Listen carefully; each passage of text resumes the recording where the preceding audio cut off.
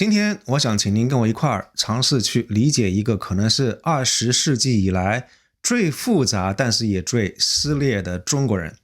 想象一下，在物理学家的这个宇宙里面，你的名字与上帝并肩，被认为是继牛顿、爱因斯坦之后重塑宇宙法则的立法者。诺贝尔奖的得主丁肇中曾经断言，20世纪的物理学有3大里程碑，分别是相对论、量子力学以及李发现的这个规范场论。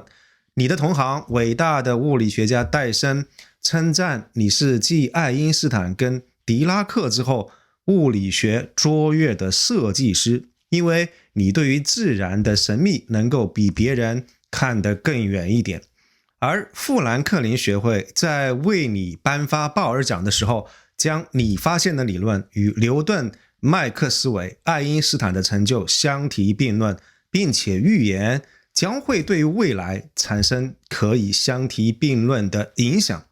你的理论是宇宙最底层的语法，后来的几十个诺贝尔奖其实都建立在你奠定的这个理论基石之上。你就是活在物理学神坛上的神。那么现在再想象一下，在普通人的世界里面，在互联网的舆论场里面，你的名字却常年都与背叛者、负心汉、老不尊这样的标签纠缠在一块儿。你更换国籍，被无数人指责是不爱国；你与曾经情同手足的合作伙伴决裂，被描绘成是一出名利场上的丑剧，而你晚年的婚姻更是被当作是坊间的笑谈，承受着人们最刻薄的嘲讽跟不怀好意的揣测。所以我们看到一边是科学之神，而另外一边是舆论场上的罪人。这个人就是我们今天要聊的杨振宁。两种截然相反的评价，像两个平行宇宙一样，本来不应该相交，但却在他身上发生了剧烈的碰撞。为什么会这样呢？到底是神堕落成了凡人，还是我们从未真正理解过他？正如他自己所说的，我是中华文化跟西方文化的产物，既是双方和谐的产物，又是双方冲突的产物。这样一句非常深刻的自我认知贯穿了他生命的核心张力。早在1957年站在诺贝尔奖的这个领奖台上，他就曾经非常骄傲地宣告，我深深地察觉到了一桩事情，在广义上来说，我既以我的中国传统为骄傲，同样的，我又专心致志于现代科学。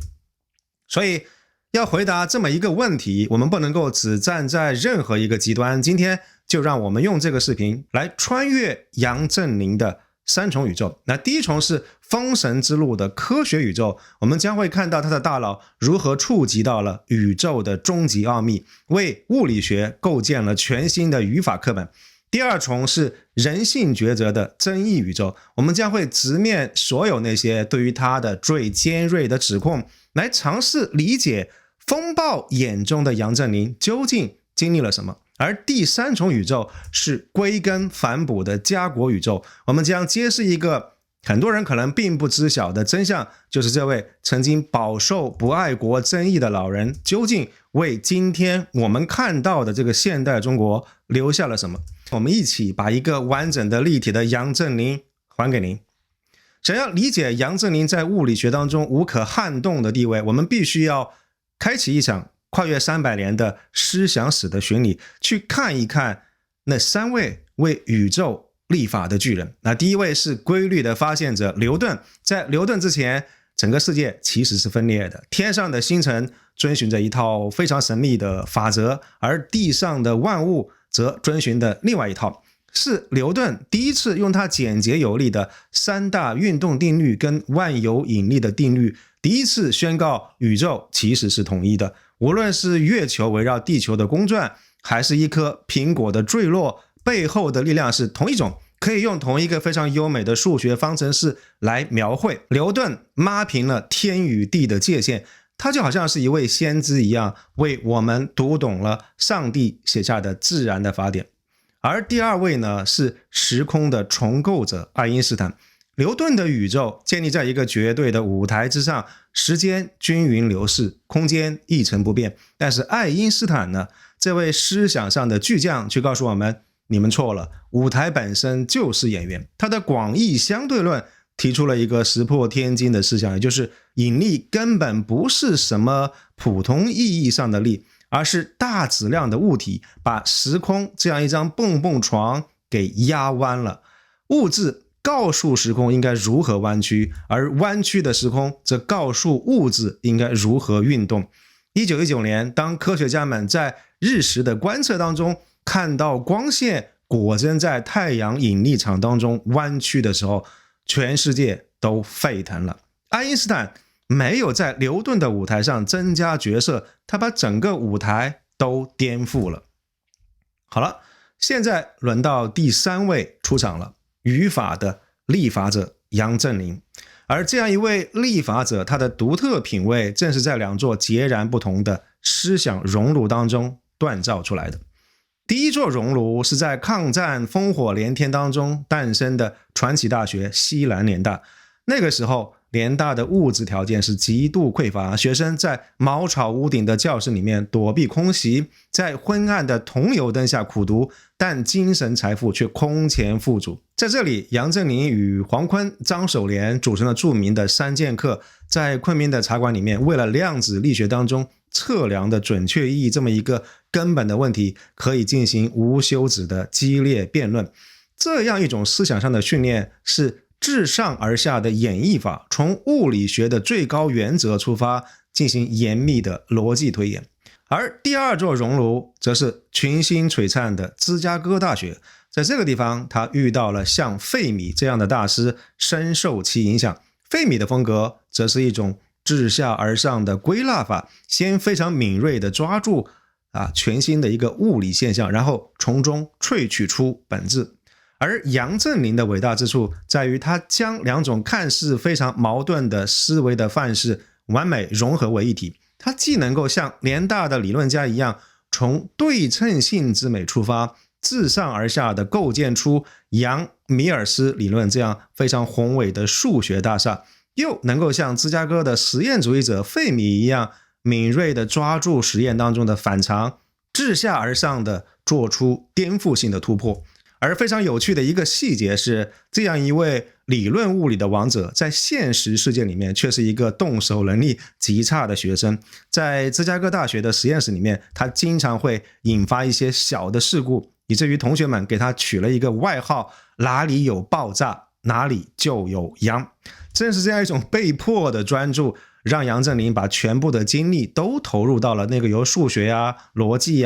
跟直觉构成的一个非常抽象的世界，最终催化了他最伟大的强项的诞生。到了20世纪中叶，整个的物理学陷入了一片幸福的烦恼，因为除了引力跟电磁力之外，科学家又发现了2种新的力，把原子核紧紧捆绑在一块的强相互作用和导致原子衰变的弱相互作用。但问题是，描述这4种力的理论五花八门，就像几本互不相通的单词书，物理学家们感觉到自己像是在黑暗当中摸索，极度缺乏一个能够统一的根本性的指导原则。而当时整个物理学界都在非常迫切地寻找一种大家都应该普遍遵循的原则，而这个原则最终被杨振宁从一个看似与物理没有关系的这个领域，就是美学跟哲学当中提炼了出来，这个就是对称性。早在20世纪初数学家维尔就意识到电磁理论当中存在一种规范不变性，改变某个参数而不影响最终的结果，这背后是深刻的对称原理。而杨振宁的天才洞见是，那既然最简单的这个对称性能够决定电磁力，那么更复杂的对称性是否能够导出更复杂的作用力呢？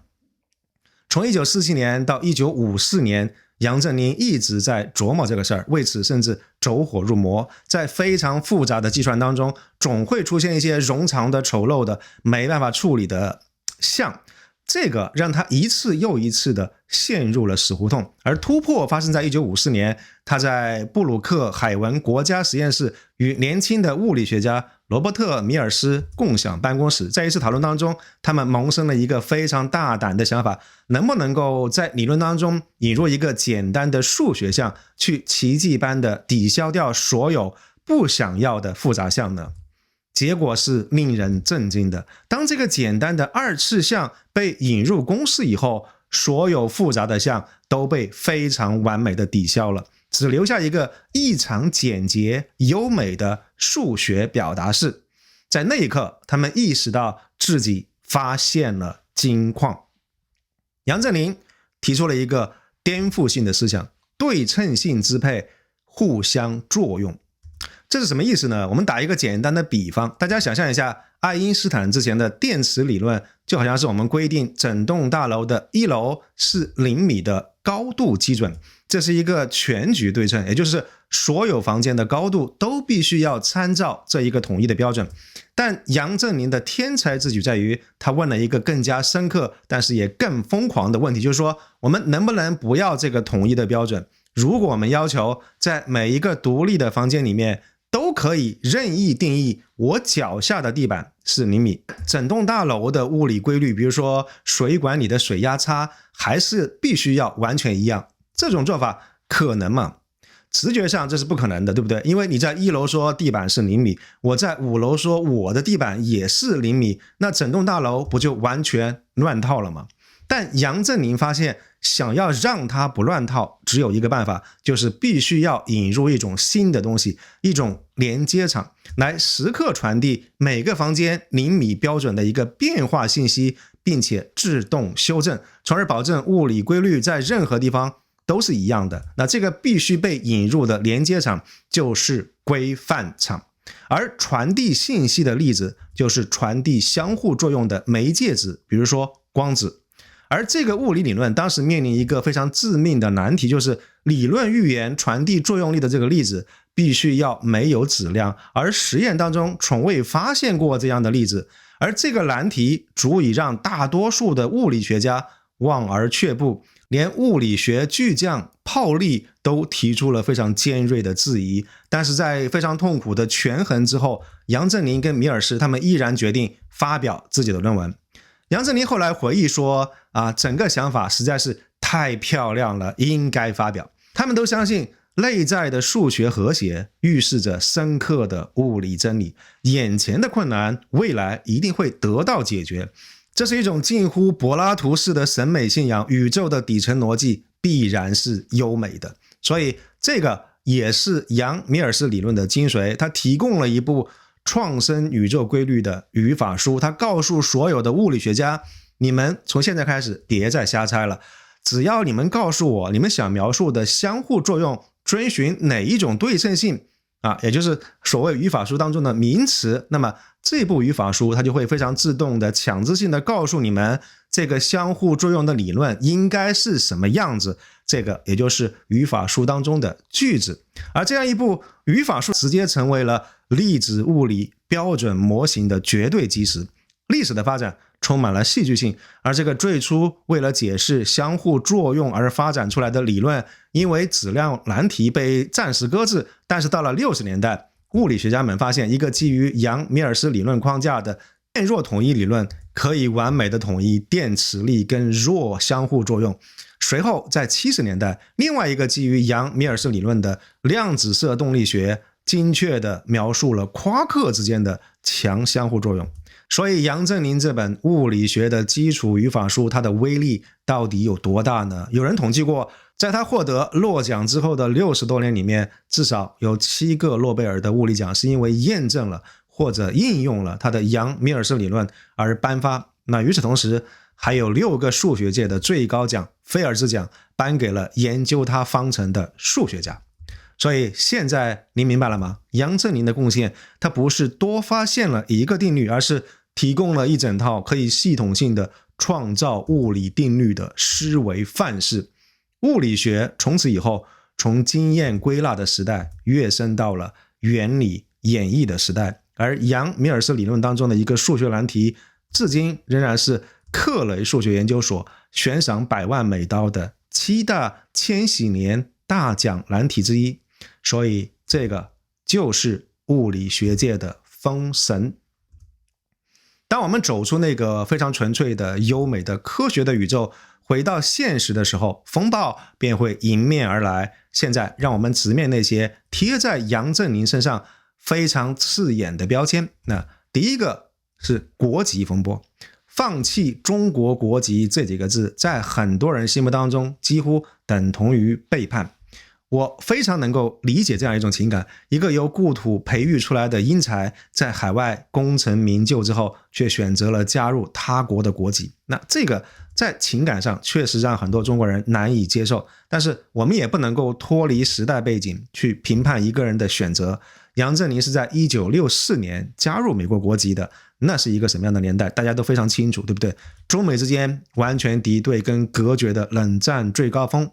1949年之后，中美迅速走向敌对。朝鲜战争爆发以后，美国政府严厉限制在美国学习科学的中国学生回国，钱学森就是因此遭到软禁，归国之门被强行关闭。而与此同时呢，中国国内的政治风波也让海外的学者对于归国之后的学术自由和个人的前途产生了深深的忧虑。正是在这样一个背景底下，杨振宁当时持有的是中华民国的护照，在国际旅行呢、学术交流当中其实是处处受限。更致命的是什么？作为从事最前沿物理研究的科学家，他的身份让他没有办法接触到很多涉密的尖端项目，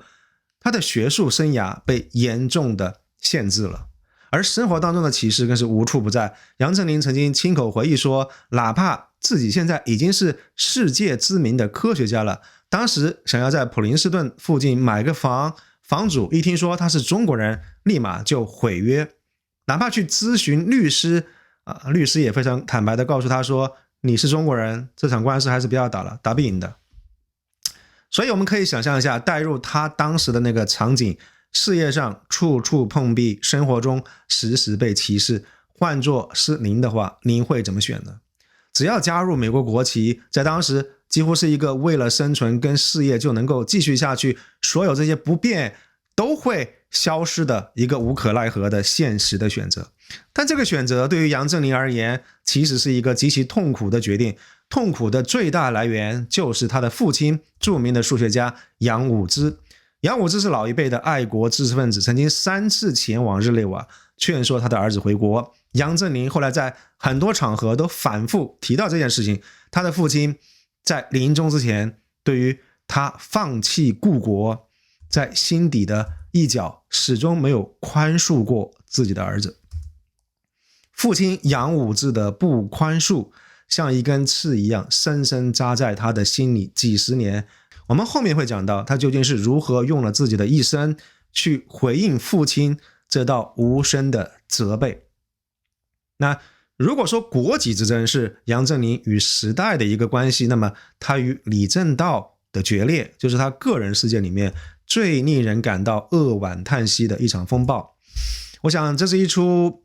莎士比亚式的在现实当中发生的悲剧。两位曾经亲密无间，共同摘取了诺贝尔奖桂冠的物理学界的天才，最终却反目成仇，老死不相往来。外界最简单的解读就是名利之争，但是真相可能会比这4个字更加复杂，或者更加悲剧一些。他们2个人的合作曾经是物理学界最亮丽的风景线。他们的导师原子弹之父奥本海默曾经感叹到，当李政道跟杨振宁他们坐在普林斯顿高等研究所草地上讨论问题的时候，这个是一道让所有人都赏心悦目的景致。然而2个人之间的裂痕早就已经存在。根据多方资料，早在1952年2个人合作发表论文的时候，就因为署名到底应该谁先谁后的问题产生过不愉快。李政道一方的说法就是，杨振宁曾经多次以他更为年长为理由，要求在论文署名的时候以及领奖的顺序的时候都排在他前面，而这个要求是打破了学界按照字母顺序的惯例。而杨振宁的他的叙事则是完全不一样，他认为说在关键的宇称不守恒思想上，是他自己首先想到了核心的观念，并且说服了最开始反对的李政道。而两个人之间真正的决裂发生在1962年，导火索就是《纽约客》发表的一篇长文。那这篇文章关于到底是谁先提出了那个颠覆性想法的描述，终于引爆了两个人之间积压已久的矛盾。这个问题成为两个天才之间一道没办法逾越的鸿沟。而整场争论还有一个被历史忽视的第三人，就是吴健雄。正是他领导的这个实验团队，以高超的技巧跟巨大的决心验证了杨跟李的理论。但是1957年的诺贝尔奖却只颁给了这两位理论家，吴健雄的决定性的贡献被非常无情的忽略了，这个也变成了是诺贝尔奖历史上最著名的争议之一。而他们俩的这个导师奥本海默得知他们之间的决裂之后，留下了一句尖锐的近乎刻薄的评论，他说李政道应该停止研究高能物理，而杨振宁应该去看看精神医生。这句话里面饱含着多大的痛心和对于两个人的失望啊！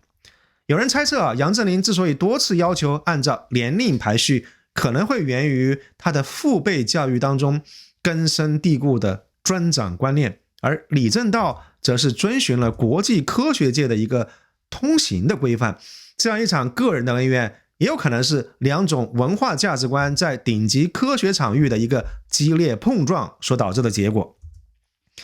李政道后来曾经在自己的书当中用一个比喻来形容两个人之间的决裂，他说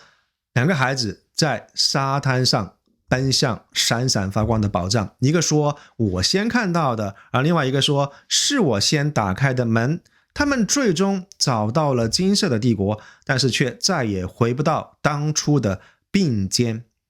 当然现在回头来看，我们很难也不应该简单的去指责任何一方，两个同样杰出、同样骄傲、自尊心极强的华人天才，在面对一项足以改变物理学历史的巨大荣誉的时候，他们曾经的友谊变得不堪一击。与其说是名利之争，倒不如说是一场关于科学史叙事权的争夺。它非常深刻地反映了顶尖科学家强烈的个人意志，以及天才合作本身所固有的内在的张力。而第三重争议就是忘年婚姻。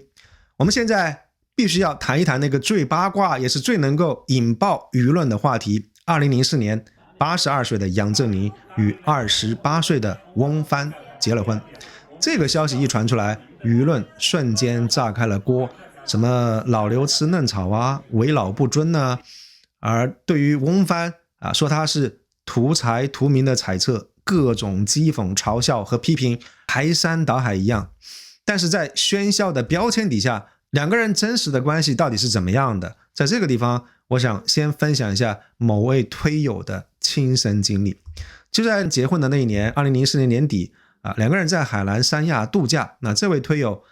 他刚刚好跟翁帆他们住进了同一间酒店。当时媒体和大众对于这件事情还并没有广泛知晓。这位推友他在酒店沙滩的躺椅上亲眼目睹了两位伉俪在海中戏水。这个不是年轻人追求刺激的那样一种嬉闹，而是一种非常温和的相伴。而他们的躺椅呢，就在这位推友边上。让这位推友印象非常深刻的是，几乎所有见到他们伉俪的酒店住客都表现出一种非常高度的克制，没有人冲上去粗鲁地打断他们的节奏去索要签名，或者在二人之间大声喧哗。而他们两位也始终保持着自己那样一种非常缓慢而节制的、非常温和的只属于两个人之间的欢乐。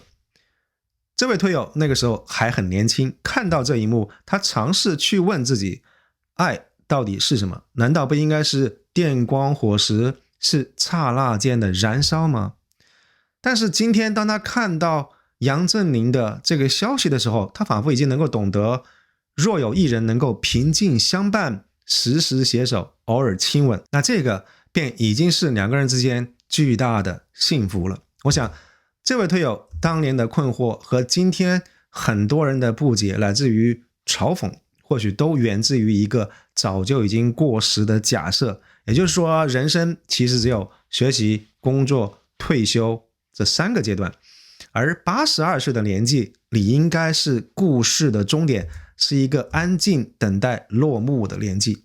而我们当代其实正处在一个人均寿命急速延长的百年人生的时代。伦敦商学院的一个学者在他的著作《百年人生》这本书当中非常明确地指出，传统的3段式的人生正在被灵活的、充满各种可能性的多阶段的人生所取代。但在这样一种新的人生模式底下，80岁不再是终点，因为平均的年龄可能会去到150岁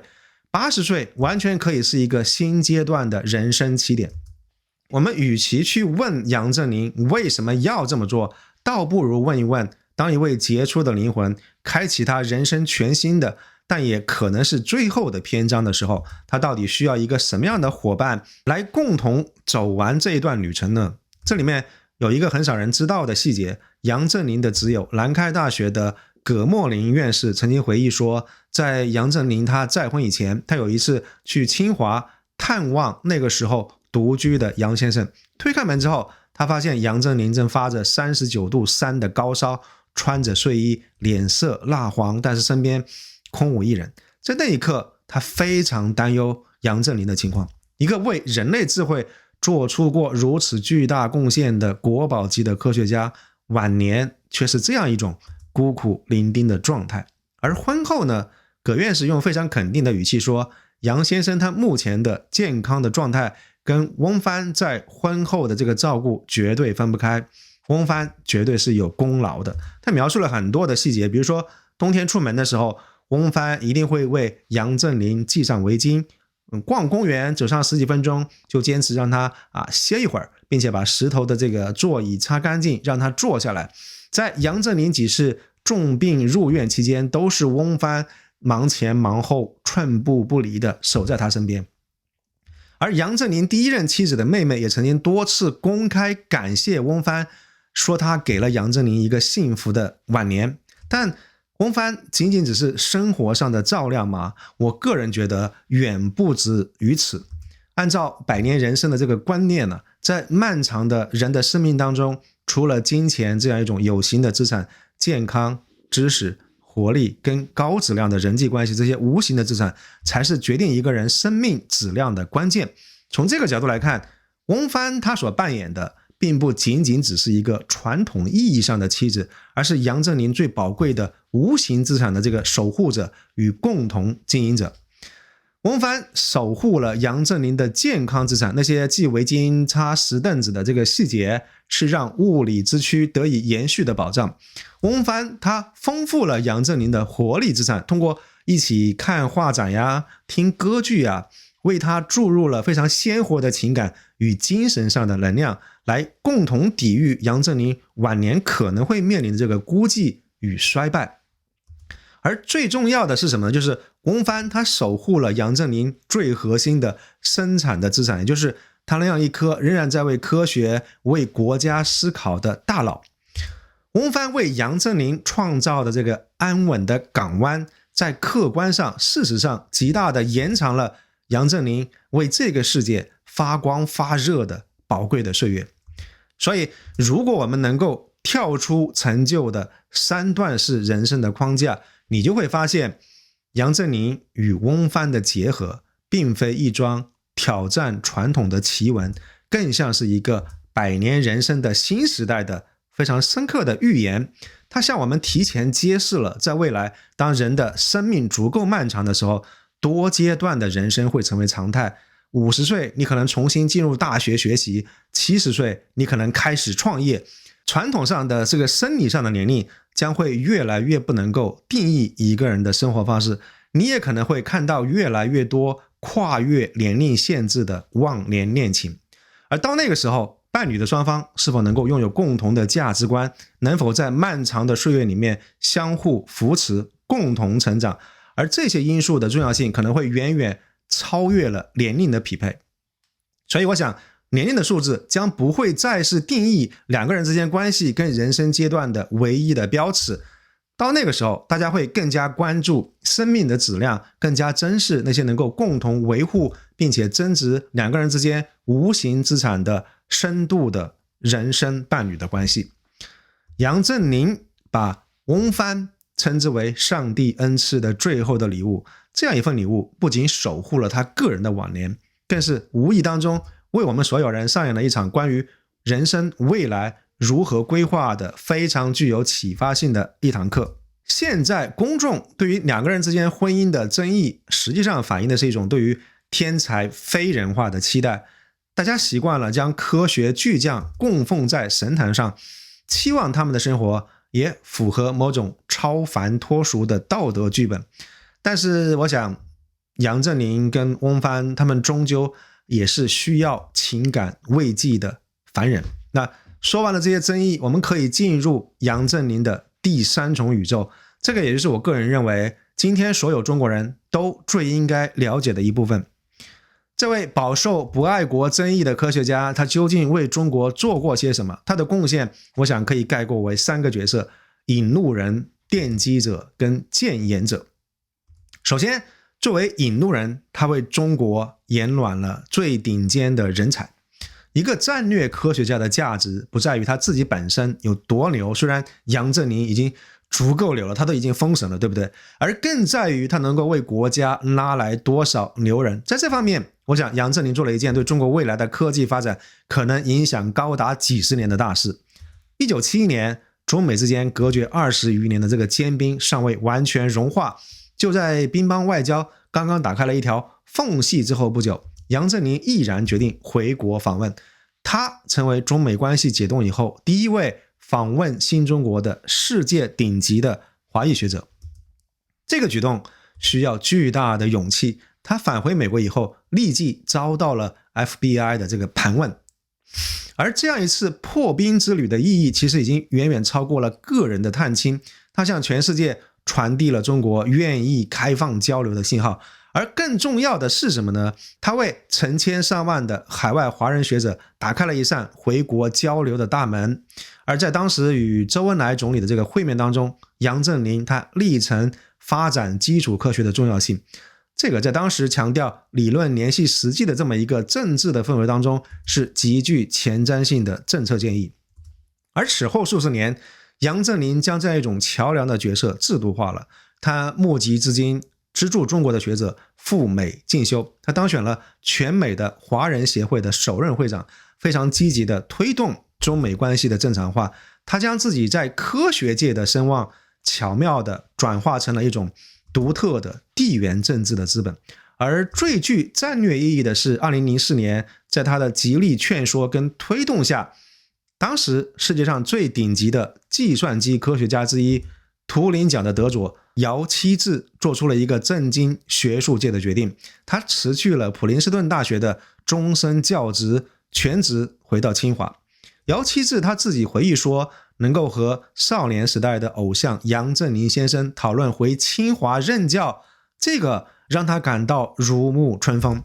杨振宁带回来的不仅仅只是一位普通的华人学者，姚期智在清华创办的这个计算机科学实验班，就是后来所有中国人都如雷贯耳的姚班。姚班到底有多厉害呢？这么说吧，他几乎以一己之力将中国本土的计算机的本科教育提升到了世界最顶尖的水平。从姚班走出来的毕业生，如今已经成为全球人工智能、计算机科学领域的领军人物。他们当中有人拿下了被誉为诺奖风向标的斯隆研究奖，在麻省理工、普林斯顿等等世界一流大学当上了教授，有人创办了像旷视科技、小马智行这样的人工智能的独角兽公司，成为中国高科技产业的创新引擎。我想可以毫不夸张地说，杨振宁当年引入了这个顶级人才，为中国在未来最关键的人工智能的领域播下了一片最优秀的种子。而今天这片种子正在成长成一片非常茂密的森林。其实我想杨振宁作为奠基者，亲手为中国打造了一座普林斯顿。因为他深知人才的成长需要土壤，只是引回几个大师还远远不够，关键是要建立一套能够让大师安身立命，让青年才俊脱颖而出的制度。为此，他倾注了自己晚年最大的心血，主导并且创办了清华大学的高等研究院。他的目标非常明确，就是要在中国复制一个他工作多年并且取得辉煌成就的美国普林斯顿的高等研究所的中国版本，一个可以让科学家心无旁骛，只是为了兴趣跟真理而做学术研究的学术特区。他为清华高等研究院带来的远远不只是资金跟名望。中国的科学院院士、西湖大学校长施一公曾经评价说，杨先生他就是一座定海神针，他能够帮助清华引进了一批原本不太可能回来的大师级别的科学家，那这一点是毋庸置疑、无可争辩的。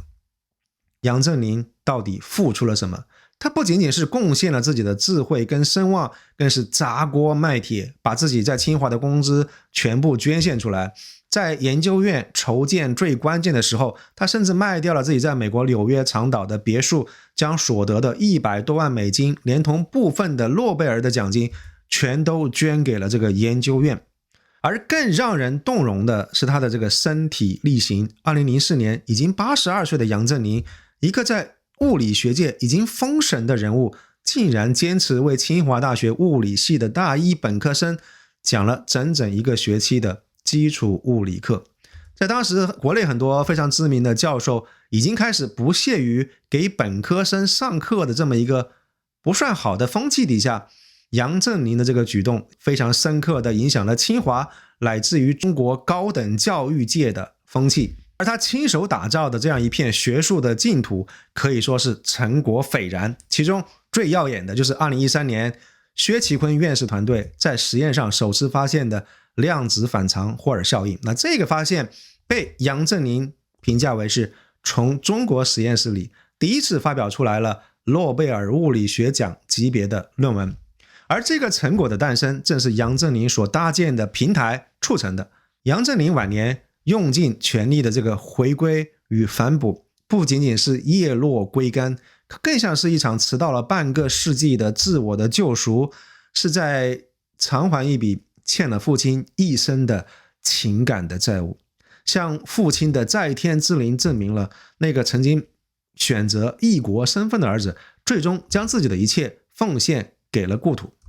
而最后呢，我想是一个谏言者的身份。杨振宁的晚年，他扮演了一个中国科技界极其稀缺的角色，就是战略科学家。他总是能够站在国家发展的这个全局高度，提出清醒而且务实的建议。这里面有2个看似矛盾，实则逻辑高度统一的例子。1972年在文革时期，那个时候国内的基础科学备受冲击，杨振宁回国见到周恩来，他非常恳切的建议中国必须要重视基础科学跟理论研究。他的这个谏言对于后来中国科学事业的拨乱反正起到了非常关键的推动作用。但是40多年以后，在中国国力已经非常强盛，国内的高能物理学界雄心勃勃，他们计划斥资上千亿建造世界上最大的对撞机。那这个时候杨振宁反而公开发表文章，旗帜鲜明地表示反对。他的核心反对意见首先是基于经济跟国家的发展战略。他指出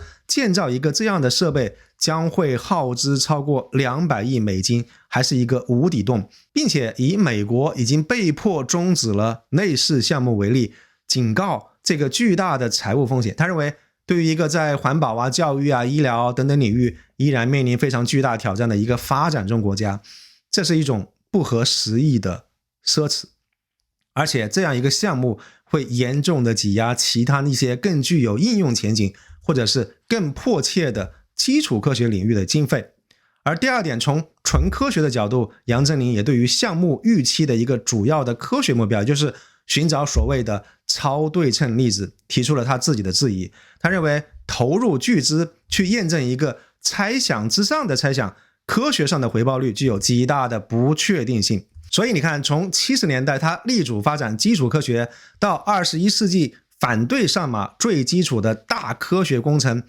他前后矛盾了吗？其实没有。杨振宁的内心他贯穿着一条非常清晰的主线，就是一切从中国的国情跟实际出发，实事求是。70年代的中国需要为科学复苏来播种，而21世纪的中国应该避免将过多的资源投入到一个盛宴已过、前景不明的领域。所以这样一种超越了个人专业领域的一个战略家的眼光，是他晚年对于中国最独特也最宝贵的贡献。好了，到这个地方，让我们回到最初的问题，就是杨振宁他究竟是谁？他是物理学宇宙的立法者，他的杨米尔斯理论是镌刻在现代物理学基石上的不朽诗篇，他也是充满了人性挣扎的凡人，在时代的洪流当中，在友谊的考验面前，在晚年的情感归宿上，他都做出了充满争议的抉择。他更是一个心系故土的龟子，用后半生的光和热为中国的科技与教育的事业引路、奠基、建言，完成了从科学巨匠到民族瑰宝的升华。所以他这三重身份，神、人、龟子，共同塑造了一个完整的立体的杨振宁。晚年的时候，曾经有记者问到杨振宁，你一生最大的贡献是什么？所有人都以为他会说诺贝尔奖或者是规范场的理论，但是他却摇了摇头，给出了一个出人意料的答案。他说，我一生最重要的贡献是帮助中国人克服了不如人的心理。我想请大家仔细品味一下这句话。在那个百废待兴、民族自信心亟待重建的年代，杨振宁在世界科学的最高殿堂用智慧证明了中国人也可以站在世界科学之巅。这样一种精神上的激励，这个价值怎么样估量都不过分。2003年，杨振宁正式回到清华大学定居，并且将自己的住所命名为归根居。那这个名字就是对于他一生漂泊的总结。杨振宁的一生，正如他所钟爱的艾略特的诗句，我的起点正是我的终点，我的终点就是我的起点。他从清华园走向世界，又从世界回到了清华园的归根居。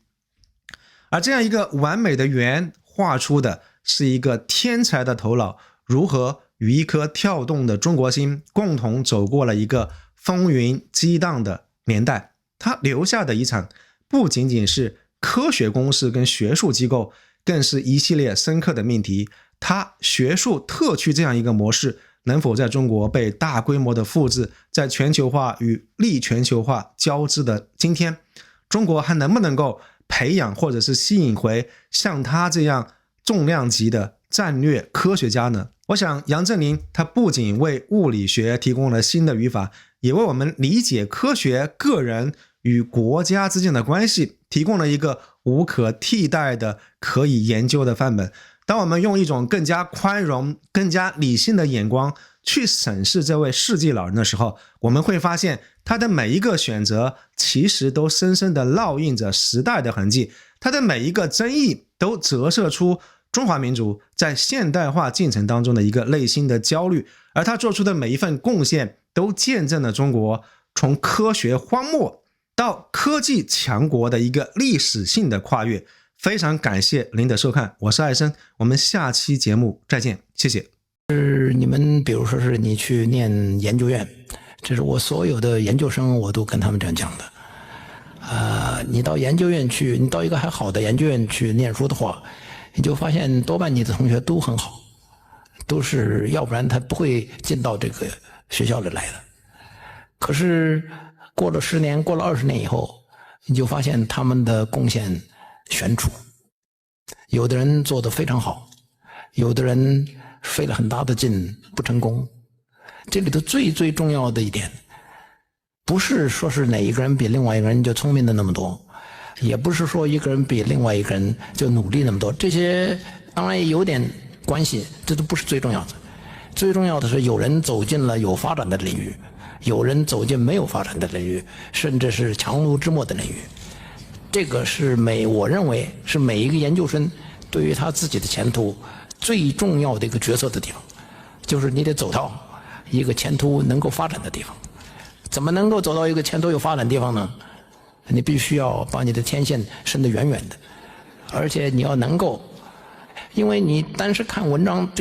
现在这个文章多得不得了，连这个评论的文章也多得不得了，你得要能够掌握住哪些是可靠的，哪些是能够发展的。如果你能够找着这么一个领域，又与你的喜好与你的背景很接近的，那你向这个方向进军，将来成功的可能性就比较大。